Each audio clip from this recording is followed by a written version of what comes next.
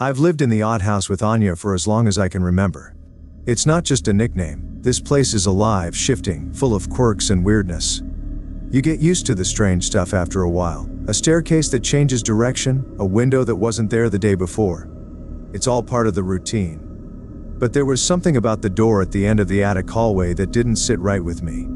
I'm sure I've passed that hallway hundreds of times, and yet, I never saw that door, not until today. It was just there, out of nowhere. The door itself wasn't anything special, peeling paint, brass doorknob, but it gave off this feeling like it shouldn't be there.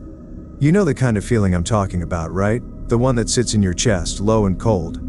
The one that tells you to walk away, even if you don't know why. I should have listened. I stood there staring at the door.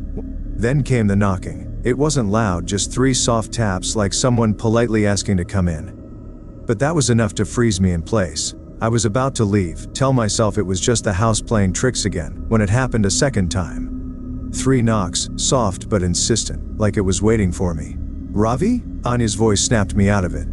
She was behind me, looking at me like I was the crazy one. There's something behind the door, I said. She gave me a look. What door?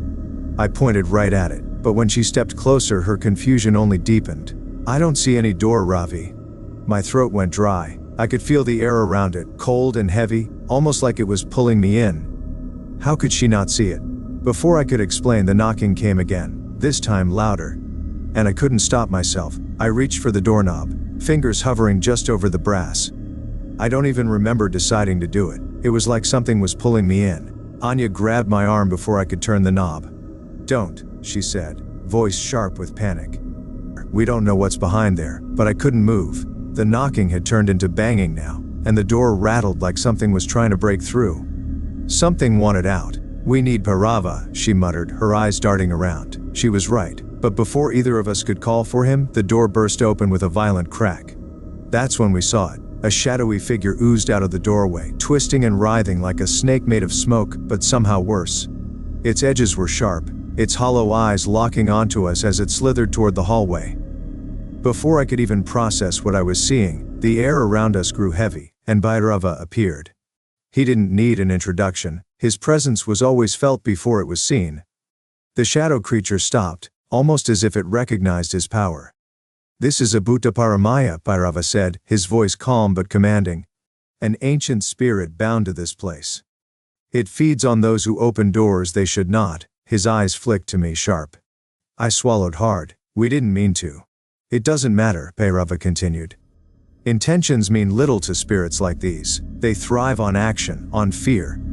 The shadow twisted violently, slamming itself against the walls, trying to get past Bhairava's power. But Bhairava held it at bay, the air crackling with tension. You opened the door with your fear, he said, his voice firm. Now you must close it, facing the fear.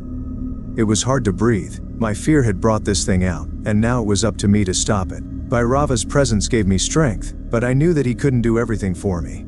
This was my mess. Anya gripped my arm, her voice steady even though her hands were trembling. We can do this, Ravi.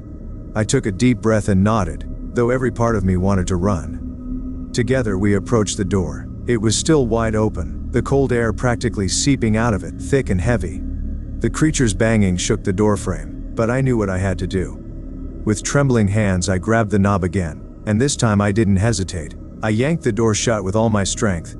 The second it slammed closed, the shadow creature let out a sharp, ear-piercing shriek before vanishing into thin air. The hallway was quiet again, too quiet. Bhairava stood there, his gaze unreadable. Remember, he said, his voice softer now, not all doors are meant to be opened.